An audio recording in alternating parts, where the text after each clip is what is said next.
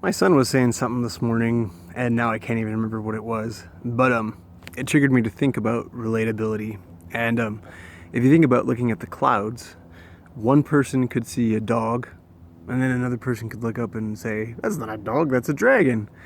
And nowadays, people would argue over what they saw in the clouds. That's not the point at all. The point is that we do that for a reason. I forget, there's a technical term for it when humans will see, Jesus in a Cheeto, for example. And not to mention that they'll pay a high price for it. But it's interesting that we all have a completely different perspective on what something could be in the clouds. And I know that used to be a big practice, and still is with some people, perhaps, to, bird signs or seeing things in Cheetos or clouds is more of a, traditional way of things. I don't think they had Cheetos in ancient Greece, but you never know. Um, but I just think it's fascinating that us as humans have to have that relatability, whether it's a story or movie, of course, a book or a movie, or an oral story that someone's telling you. If you are talking about a character that isn't relatable, then, the Bible or Norse culture would never have carried on to this day, because if people can't relate to it still, if that information doesn't still hold wise value, it would have been discarded long ago. But of course, the holy books are as prominent today as ever because they were smart, they were wise, and they were able to relate not only to people then, but still now to this very day.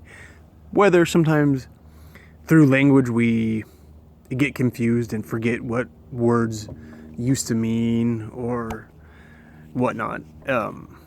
My cat just jumped on to me next to me. Hey, wanna be on TV? TV, YouTube. But anyway, sorry about the light there. You've seen the light, and my cat is the darkness. But yeah, yesterday they caught a gopher or squirrel. That was interesting. But anyways, yeah, I just think that relatability is so very interesting.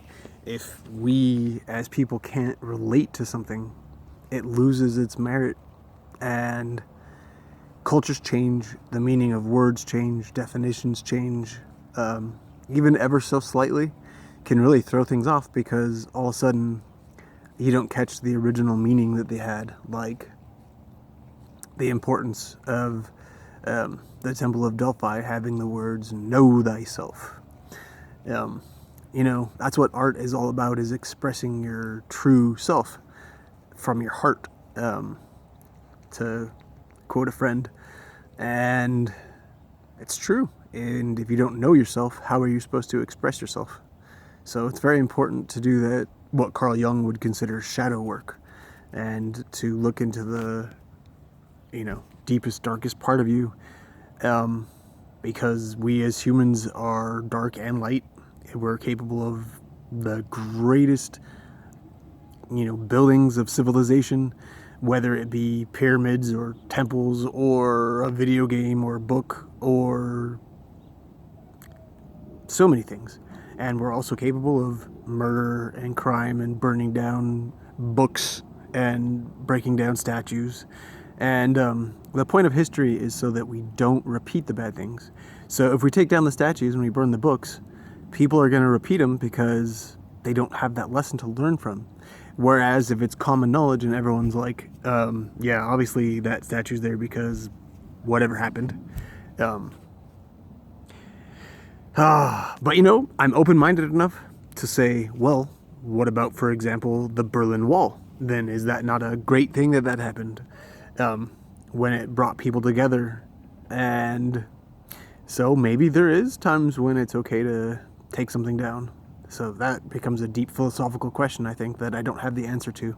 But remember, it's better to have questions with no answers than to have answers that you cannot question because of this or that regime or religion or whatever.